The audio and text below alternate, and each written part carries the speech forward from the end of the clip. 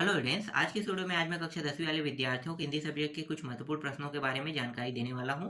तो चलो शुरू करते हैं। तो ये आप लोगों का हिंदी सब्जेक्ट है। हिंदी सब्जेक्ट से मैंने पद्यांश गद्यांश है ना, क्या क्या चीज जहां जहां से आने वाले हैं सारे चीजों के बारे में बता दिया है। बस आपका प्रश्न उत्तर बाकी था।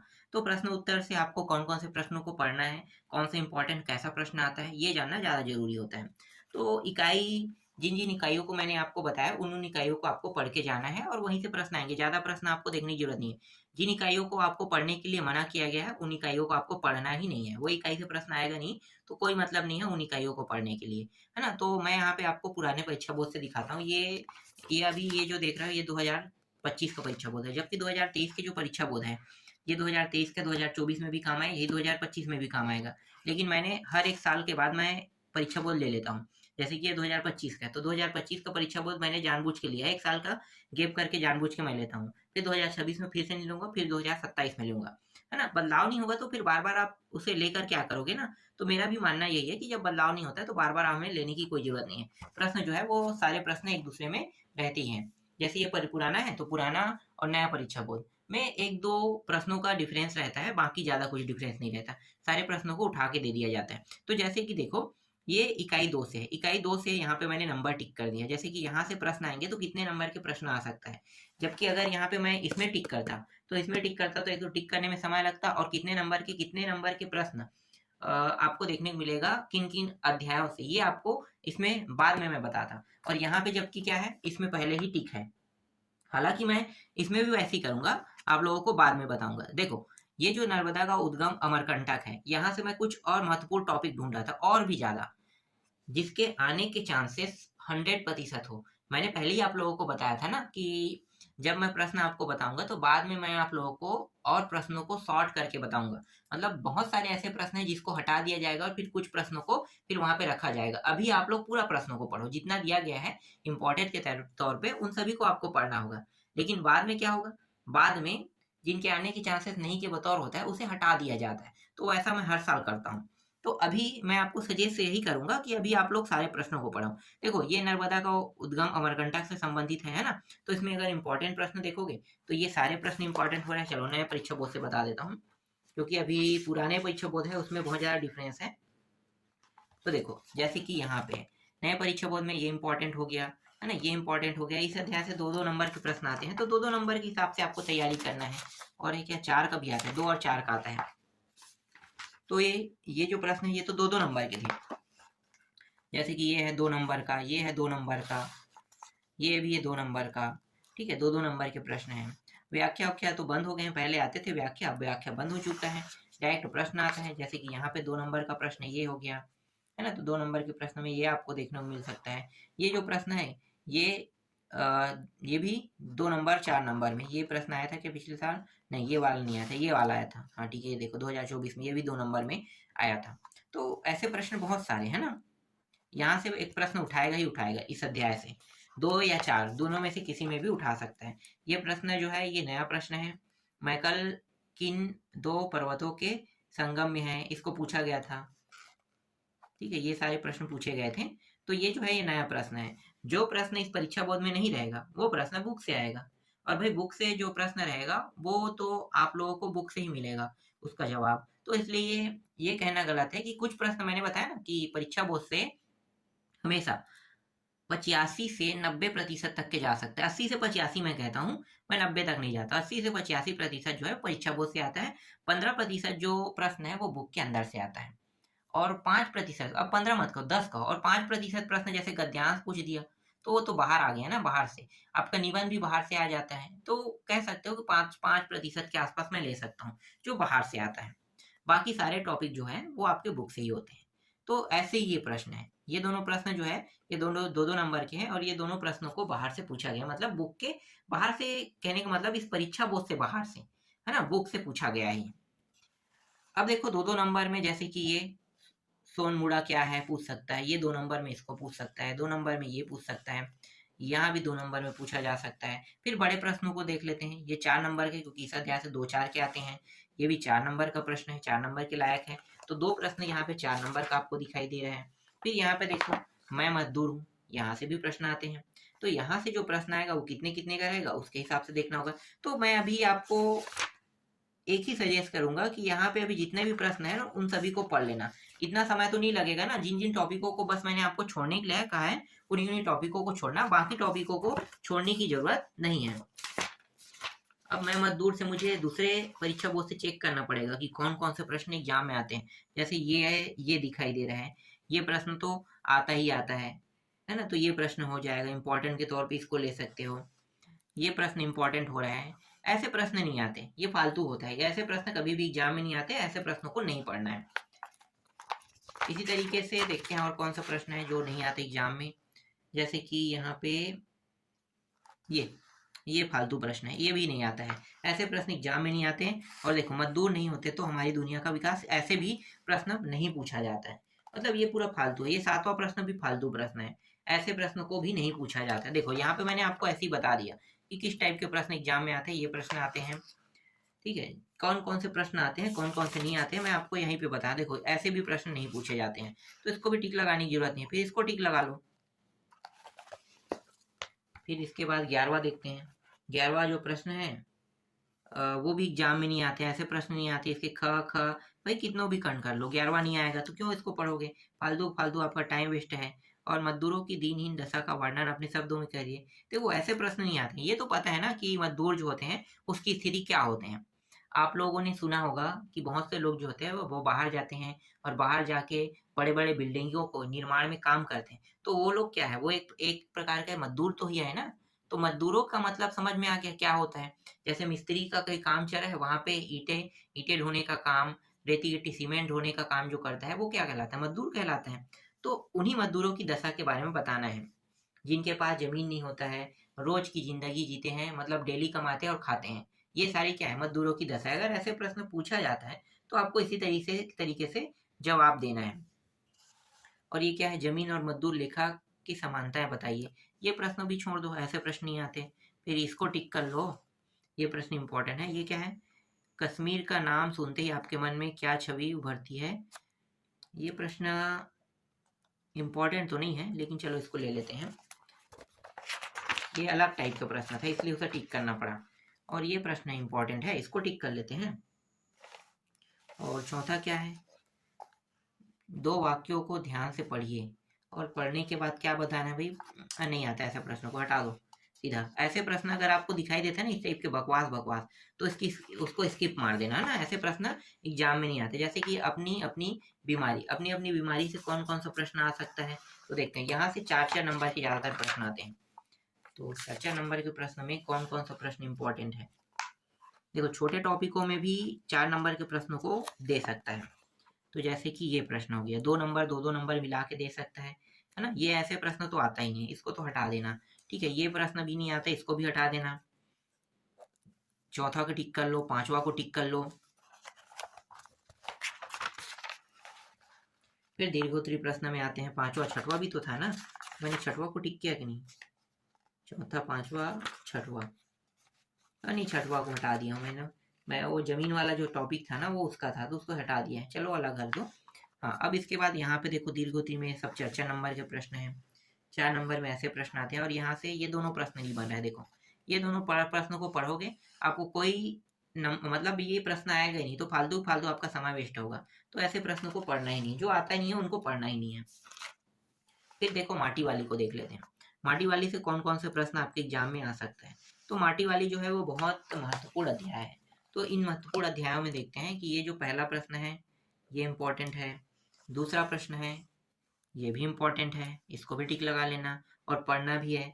तीसरा प्रश्न ये भी इम्पोर्टेंट है, चौथा प्रश्न ये भी इम्पोर्टेंट है, 5वां प्रश्न ये भी इम्पोर्टेंट। देखो कुछ ऐसे अध्याय है जिस अध्याय से तुम्हें ज्यादा प्रश्न पढ़ने को मिलेगा, मतलब पढ़ना ही पड़ेगा, समझ सकते हो।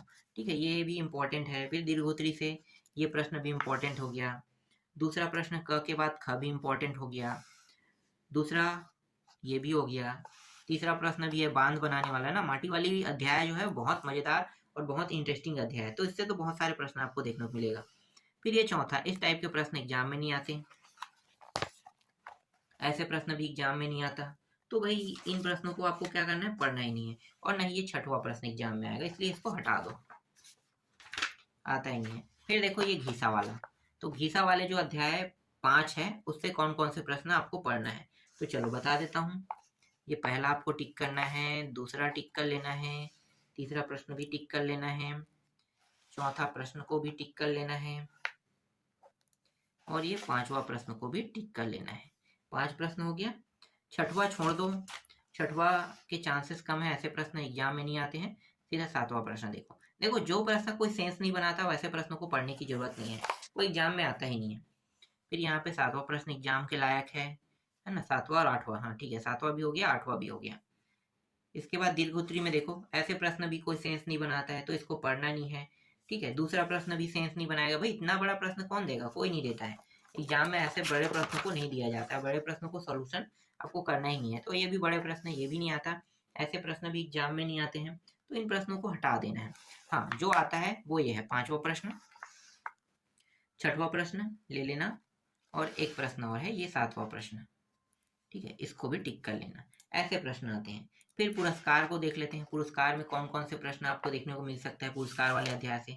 तो पुरस्कार वाले अध्याय से आपको देखना है, पुरस्कार वाले अध्याय से तो मैंने, अरे हाँ मैं यहाँ पे आ गया था ना, 1 मिनट, कहाँ पे, हाँ यहाँ पे, ठीक है। पुरस्कार से ये प्रश्न इंपॉर्टेंट है, इसको टिक कर लेना, इसको टिक कर लेना, ठीक है। तीसरा इंपॉर्टेंट नहीं है, ऐसे प्रश्न नहीं आते। चौथा प्रश्न जैसे कि ये है, ये इंपॉर्टेंट हो रहा है। चौथा के बाद 5वां इंपॉर्टेंट हो रहा है, इसको भी टिक कर लेना। 6वां प्रश्न जो है वो भी इंपॉर्टेंट है, ये मधुलिका के बारे में पूछा जाता है तो ये इंपॉर्टेंट तो रहेगा ही रहेगा। 7वां प्रश्न कोई मतलब कुछ सेंस ही नहीं बना रहा है तो इसको आपको पढ़ना ही नहीं है, ठीक है। देखो इसमें क्या पूछा है, उपरोक्त कथन को एक उदाहरण के माध्यम से स्पष्ट कीजिए। भाई कौन से कथन को इस पर, ये तो अध्याय के बारे में पूछ रहा है ना, तो यहाँ पे जो प्रश्न रहेगा वो वार्षिक पेपर में जाएगा तो वो अध्याय का नाम लेना पड़ेगा ना उसे, तो इस टाइप से तो नहीं बोलेगा, इसलिए ये कथन का कोई मतलब ही नहीं हो रहा है, इसलिए ऐसे प्रश्न को छोड़ देना है।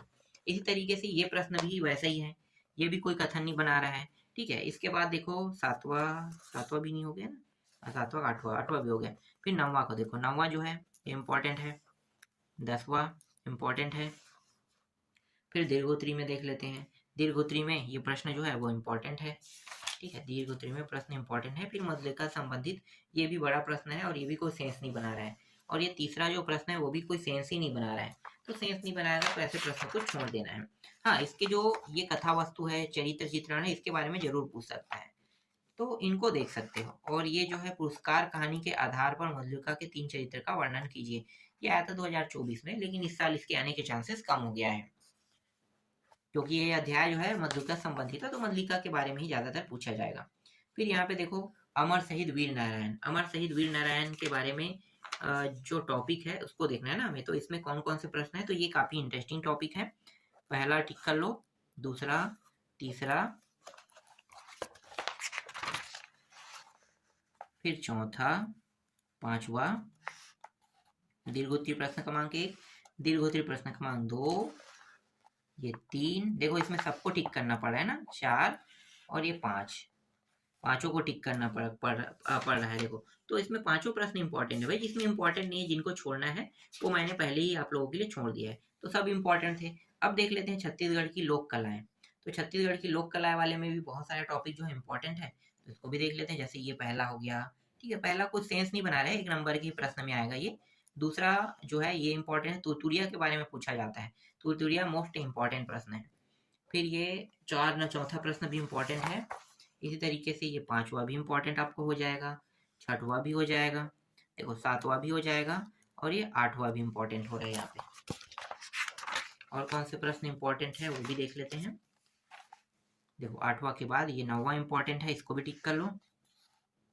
10वां इंपॉर्टेंट है, 11वां, 12वां और ये 13वां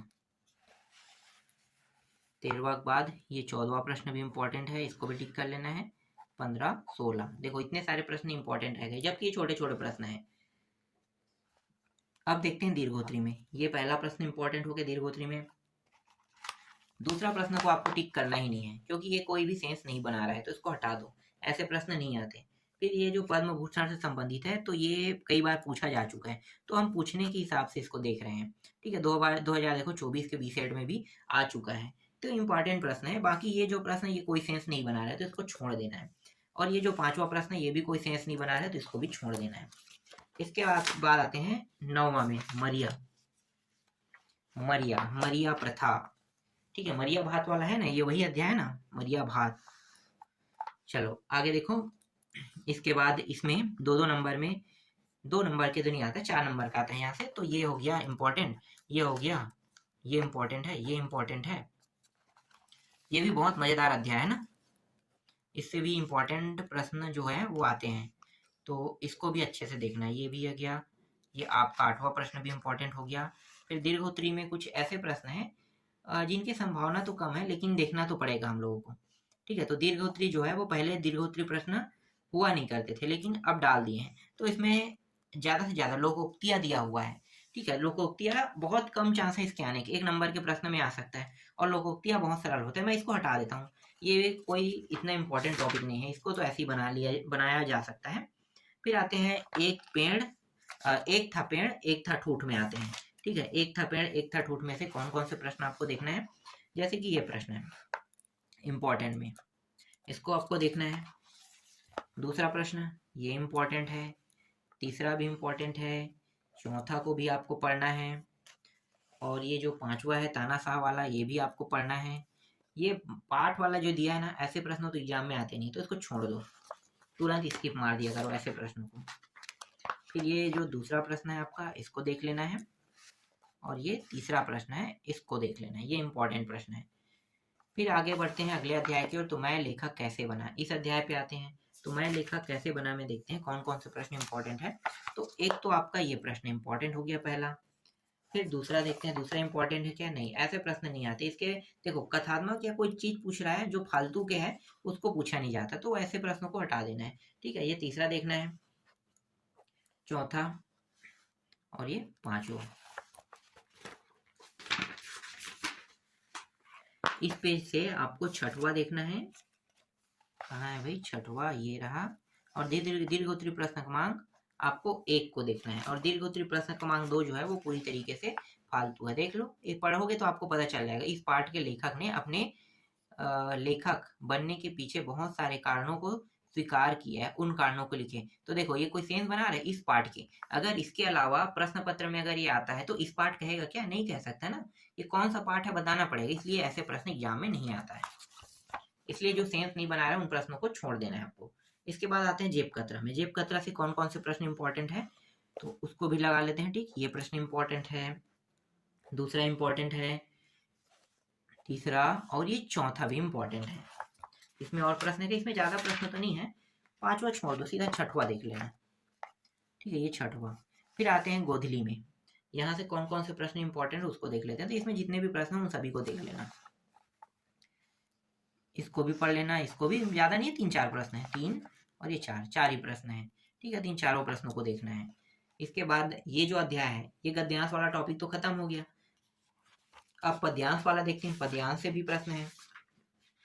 तो पद्यांश में आते हैं, तो पद्यांश वाले में से कौन कौन से देखना, देखो इकाई 4 में आपको देखने को मिलेगा। इकाई 4, तो जो हमारा पुराना परीक्षा बोर्ड है उसको देख लेते हैं। कहाँ है पुराना परीक्षा बोर्ड में इकाई 4 के प्रश्नों, हाँ ठीक है, इकाई 4। तो सबसे पहले में देखते हैं कौन कौन से प्रश्न इंपॉर्टेंट हो सकता है। तो चंद्रघना से लौटती बेर में कौन कौन से प्रश्नों को आपको पढ़ना है। तो ये देखो, ये पहला प्रश्न जो है ये मोस्ट इंपॉर्टेंट प्रश्न है, दूसरा भी टिक करना है आपको, तीसरा भी करना है, ठीक है। मैं दोनों में कंपेयर कर रहा हूँ, पुराने परीक्षा बोर्ड और नया परीक्षा बोर्ड। फिर ये आपका ये भी इम्पोर्टेंट हो गया, ये भी इम्पोर्टेंट हो गया, और ये 6वां भी इम्पोर्टेंट हो गया। तो 6 तक तो इम्पोर्टेंट हो रहा है, चौथा हाँ है, चौथा भी हो रहा है, 5वां भी हो रहा है ना। तो चौथा, 5वां, 6वां इम्पोर्टेंट हो रहा है। इसके बाद ये जो 7वां प्रश्न है वो इम्पोर्टेंट तो नहीं हो रहा है, ठीक है, 7वां को छोड़ देना, ये छोड़ देना, ये भी प्रश्न छोड़ देना, क्योंकि ऐसे प्रश्न एग्जाम में नहीं आते हैं, तो इसको नहीं देखना है। फिर ये जो दूसरा प्रश्न है, देखो ये आया है 2018 और इसमें आया है, तो ये तो 23 में भी आ चुका है, तो इसके आने के चांसेस अभी भी बन रहा है। और एक और प्रश्न है, इसको भी देख लेना, ये बगुला वाला। इसके बाद देखो अगला अध्याय, बादल को घिरते देखा। तो बादल को घिरते देखा वाले अध्याय में कौन सा प्रश्न इंपॉर्टेंट है, इसको देखते हैं। तो देखो, ये मानसरोवर वाला है ना, ये इंपॉर्टेंट हो गया, दूसरा इंपॉर्टेंट हो गया, तीसरा है कि नहीं, तो तीसरा भी इम्पोर्टेंट है यहाँ पे। चौथा भी इम्पोर्टेंट है, पांचवा भी इम्पोर्टेंट है, छठवा, देखो छठवा प्रश्न है ये जो है कौन कौन सा आएगा मैंने पहले ही बता दिया है। तो अगर चाहो तो आप यहाँ से पढ़ सकते हो, नहीं चाहोगे तो इसके जो पद्यांश वाला टॉपिक जो मैंने बताया था ना वहां से पढ़ लेना, क्योंकि जो पद्यांश मैंने बताया है उन्हीं पद्यांशों में से पूछा जाएगा। यहाँ पे अपने हिसाब से ये लोग दे दिए हैं, पर यहाँ से आपको पढ़ने की जरूरत नहीं, वहीं से पढ़ लेना, क्योंकि पद्यांश का टॉपिक है तो पद्यांश से पढ़ोगे तो भी ज्यादा अच्छा रहेगा। फिर ये सातवां को टिक कर लेना, और इसके बाद ये दीर्घोत्तरी, देखो ऐसे फालतू प्रश्न नहीं पूछे जाते हैं, ठीक है। तो इनमें से कोई सी भी प्रश्न को दीर्घोत्तरी का नहीं पढ़ना है। अब आगे देखो जनतंत्र पे आते हैं भाई, जनतंत्र का जन्म। तो जनतंत्र के जन्म से आपको देखो, जनतंत्र का जन्म है ना, अभी इस अध्याय से कौन कौन से प्रश्न इंपॉर्टेंट है उसको टिक लगा लेते हैं। तो ये तो आपका पहला प्रश्न इंपॉर्टेंट हो गया, दूसरा इंपॉर्टेंट हो गया, तीसरा भी, चौथा भी, और यहाँ पे पांचवा भी दिखाई दे रहा है आपको, छठवा को भी पढ़ना है, सातवां को भी पढ़ना है, छोटे छोटे प्रश्न है सब। देखो ये आठवां प्रश्न जो है वो कोई सेंस नहीं बनाया तो इसको छोड़ देना, ठीक है। फिर नौवा और ये 10वां प्रश्न भी कोई सेंस नहीं बना रहा है, मतलब नौवा के ख भी सेंस नहीं बना रहा है और ग भी सेंस नहीं बना रहा है, तो ऐसे प्रश्नों को छोड़ दें। एक मिनट पढ़ लेता हूँ मैं। आपके गांव मोहल्ले के लोगों किस तरह के चेतना जागने की जरूरत है, उदाहरण से समझाइए। नहीं नहीं, ये थोड़ा इंपॉर्टेंट है, इसको नहीं छोड़ेंगे, ठीक है। इन्हें जागरूकता करने के लिए क्या करना चाहिए, हाँ ग को छोड़ सकते हैं क्योंकि इन्हें कह रहा है, भाई किन्हें जागरूक करना है ये तो नहीं बताया ना, इसलिए ऐसे प्रश्न को छोड़ देना है, ये सेंस नहीं बना रहा है। फिर आते हैं कन्यादान पर। तो कन्यादान वाले जो अध्याय है यहाँ से कौन कौन से प्रश्नों को पढ़ना है, चलो उसको भी टिक लगा लेते हैं। देखो ये प्रश्न, फिर इस प्रश्न को पढ़ना है। चौथा इंपॉर्टेंट है कि नहीं कन्यादान से, तो देखते हैं। एक मिनट में यहाँ पे सेकंड वाले में देख लेता हूँ। चौथा है चौथा है, पांचवा, चलो इसको भी टिक कर लो, ठीक है, ये भी इम्पोर्टेंट है। इसके बाद है पाठिका थी तुल्य प्रकाश की उत्सर्ग, नहीं ऐसे प्रश्न नहीं आते हैं। फिर इसके बाद ये देखो ये भी इम्पोर्टेंट है। अब आते हैं दीर्घोत्तरी पे। दीर्घोत्तरी में कौन कौन से प्रश्न इम्पोर्टेंट है, तो दीर्घोत्तरी में ये पहला इम्पोर्टेंट हो गया आपका, और ये दूसरा इम्पोर्टेंट हो गया। बाकी ये जो तीसरा है देखना नहीं है, ये फालतू है, ये भी फालतू है। तो दो फालतू प्रश्न यहाँ पे ऐड हो चुके हैं, तो फालतू प्रश्न को आपको पढ़ना ही नहीं है। फिर पांचवा तो है क्या, पांचवा है ना, पांचवा जो है ये इम्पोर्टेंट है, और छठवा भी इम्पोर्टेंट है इसमें, ये छठवा। अब आते हैं गृह प्रवेश में। गृह प्रवेश वाले अध्याय में कौन कौन से प्रश्न इंपॉर्टेंट है, तो चलो फटाफट टिक लगाते हैं इसको भी। ये प्रश्न इंपॉर्टेंट है, ये इंपॉर्टेंट है, ये भी है, चौथा, पांचवा, छठवा, ठीक है, छठवा, ये सातवां आपका इंपॉर्टेंट है, ये आठवां भी इंपॉर्टेंट है। तो 8 प्रश्न तक ये इंपॉर्टेंट हो गया। और है क्या, तो इसमें तो सारे प्रश्न मुझे शायद इंपॉर्टेंट लग रहा है। 8वां का देखो, 9वां ये इंपॉर्टेंट है, 10वां है, 11वां है। दीर्घोत्तरी प्रश्न क्रमांक 1 भी इंपॉर्टेंट है, और दीर्घोत्तरी प्रश्न क्रमांक 2 भी इंपॉर्टेंट है। फिर देखो ये जिंदगी फिर चमक जाए, इस अध्याय से कौन कौन से प्रश्न आपको देखना है, तो चलो इसको भी मैं आपको बता देता हूँ। तो यहाँ से आपको ज़्यादा प्रश्न पढ़ने की जरूरत नहीं है, क्योंकि यहाँ से ज़्यादा प्रश्न आते भी नहीं है। तो यहाँ पे डायरेक्ट मैं बता देता हूँ। देखो ये क्या है, भूइयां पे कवि क्या है शब्दों, नहीं ऐसे प्रश्न आ सकता है, पर छोड़ दो इसको, डायरेक्ट आ जाते हैं यहाँ पे, ठीक है। ये प्रश्न इंपॉर्टेंट हो गया यहाँ पे, जो 5वां प्रश्न है वो आपका इंपॉर्टेंट है। इसके बाद डायरेक्ट आ जाते हैं दीर्घोत्तरी में। दीर्घोत्तरी में ये है इंपॉर्टेंट, तीसरा है, चौथा है, पांचवा है, और ये आपका छठवा भी इंपॉर्टेंट हो रहा है, और इसमें जो 7वां प्रश्न दिया है वो भी इंपॉर्टेंट है।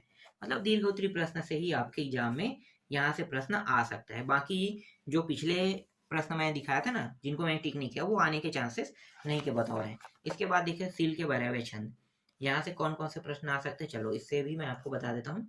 तो यहाँ से ये पहला है, दूसरा है, तीसरा है, फिर ये चौथा भी इंपॉर्टेंट हो रहा है, और ये आपका 5वां भी इंपॉर्टेंट हो रहा है, ठीक है, 5वां। और 6वां प्रश्न जो है देख सकते हो, यहाँ से सही जोड़ी मिलाए में प्रश्न आते रहते हैं, एक शब्द एक समूह में आता है, तो ये भी प्रश्न इंपॉर्टेंट है, और ये 7वां भी इंपॉर्टेंट है। फिर जीवन का झरना, जीवन के झरना से कौन कौन से प्रश्न देखना है, चलो इसको देखते हैं। तो जीवन के झरना से ये आपको इस पहले प्रश्न को टिक कर लेना है, दूसरे को, तीसरे को। फिर ये जो चौथा प्रश्न है ये भी पंक्ति की उन कविता की उन पंक्तियों को लिखे जो मानव मन से संघर्ष, हाँ ठीक है ये आ सकता है, ठीक है। जिसका अर्थ बन रहा है उसका उससे प्रश्न पूछा जाएगा, जिससे अर्थ नहीं बनेगा उससे नहीं। जैसे कि ये क्या है, नहीं इससे नहीं बनता है। सुख और दुख, इससे भी ऐसे ऐसे प्रश्न, ऐसे टॉपिकों से प्रश्न बनता ही नहीं है। जो टॉपिक जो कोई अर्थ नहीं बता रहा है उनका कोई प्रश्न नहीं, मतलब उसका प्रश्न आने के चांसेस ही नहीं होता है, ठीक है। इसको हो गया कर कब माना और क्यों मृत हो गया, ये छोड़ दो, ये फालतू है। फिर ये प्रश्न इंपॉर्टेंट हो गया। और कोई प्रश्न इंपॉर्टेंट है क्या इसमें, हाँ एक प्रश्न और है, ये इंपॉर्टेंट है। तो इतने प्रश्न इसमें इंपॉर्टेंट था। फिर साध को देख लेते हैं, यहाँ से कौन कौन से प्रश्न इंपॉर्टेंट है। तो चलो इसको भी फटाफट टिक लगा लेते हैं। इसमें 4 प्रश्न हैं, चारों प्रश्न इसमें इंपॉर्टेंट रहेगा। ये पहला, दूसरा, तीसरा, चौथा। फिर मध्ययुगीन काव्य, मध्ययुगीन काव्य को देख लेते हैं। मध्ययुगीन काव्य में कौन कौन से प्रश्न इंपॉर्टेंट है। तो मध्ययुगीन काव्य में ये पहला इंपॉर्टेंट हो गया, दूसरा, फिर ये तीसरा, ठीक है। तीसरा में देखो ये दोनों एक ही नाम से है, तीसरा जो है दोनों एक ही नाम से, दोनों एक नाम को देखो। फिर चौथा और पांचवा, चौथा और ये पांचवा। बाकी जो दूसरा, तीसरा और जो दीर्घोत्तरी में दिया हुआ है ना, दीर्घोत्तरी में इसमें एक प्रश्न बस है, ये बस इंपॉर्टेंट। पहला, दूसरा और तीसरा को हटा दो। दूसरा तीसरा कोई भी सेंस नहीं बना रहा है, इसलिए उसके आने के चांसेस नहीं के बतौर है। फिर चौथा प्रश्न जो है ये भी कोई सेंस नहीं बना रहा है, तो चौथा को भी हटा दो। अब डायरेक्ट आ जाओ यहाँ पे पांचवा प्रश्न। ये प्रश्न इंपॉर्टेंट हो रहा है और ये छठवां प्रश्न इंपॉर्टेंट हो रहा है। अब आपका बचा कौन सा, हिंदी साहित्य वाला टॉपिक बस बचा है। तो हिंदी साहित्य में बहुत सारे प्रश्न हैं। हिंदी साहित्य, हाँ हिंदी साहित्य में बहुत सारे प्रश्न हैं। तो हिंदी साहित्य में मैं किसे बताऊंगा, हिंदी साहित्य में बहुत सारे हैं और सभी प्रश्न बहुत ही इंपॉर्टेंट है। तो इसमें मैं ये नहीं कह सकता कि कौन सा प्रश्न आएगा कौन सा नहीं आएगा। ये जब अध्याय तुम देखोगे, हिंदी साहित्य मतलब इकाई 5 को देखोगे, तो जो किसी सन में आया होगा सिर्फ उन्हीं सनों में आए हुए प्रश्नों को पढ़ना, ठीक है। तभी आप लोग यहाँ पे अच्छे नंबर ला पाओगे। जो किसी सन में नहीं आया, जैसे वीर गाथा काल के देखो, कोई सन में नहीं आया और इस प्रश्न को भी पढ़ लेते हैं। देखो यहाँ पे लिखा है क्या, किसी का सन में आया हुआ नहीं आया ना। तो ऐसे प्रश्नों को मत पढ़ना जो किसी सन में ना आया हो, सिर्फ सन में आए हुए प्रश्नों को पढ़ना। जैसे कि ये देखो, ये सन में आ गया 2024 के सी, पहले नहीं था लेकिन बाद में आ गया, है ना। तो ऐसे प्रश्न कई बार हो जाते हैं अचानक कि कोई नए प्रश्न को उठा दिया जाता है और इसमें ज्यादा प्रश्न भी नहीं दिया है। अगर आप पढ़ना चाहते हो तो इसमें 31, 32 या 35 प्रश्न है, तो 35 प्रश्नों को पढ़ सकते हो। इनको 3 भागों में बांट लेना। कितने भाग, जैसे आदिकाल है तो आदिकाल के जितने भी जितने भी चीज है उनको जान लेना। दूसरा क्या है, मध्यकाल है ना, मध्यकाल, भक्ति काल, उत्तर तीसरा है और चौथा क्या है, आधुनिक है। 4 हिस्से में है, तो इन चारों हिस्सों के बारे में जानना और चारों हिस्सों को 4 भागों में बांट लेना, ठीक है। 4 भागों में बांट लेना। तो जैसे आदिकाल के प्रश्नों को पढ़ोगे तो कितनी संख्या है, जैसे 35 है तो 35 40 मान लो, तो 10-10 के हिस्से में बांट दो। तो एक हिस्से में 10, दूसरे में 10, तीसरे में 10, चौथे में 10, इस तरीके से बांट के पढ़ सकते हो। इसमें जितने भी प्रश्न है सब इंपॉर्टेंट, इसलिए मैं ये नहीं कह सकता कि किसको छोड़ना है किसको पढ़ना है, सारे प्रश्न इंपॉर्टेंट मुझे लगा है। तो अपने हिसाब से इसे देख के पढ़ सकते हो।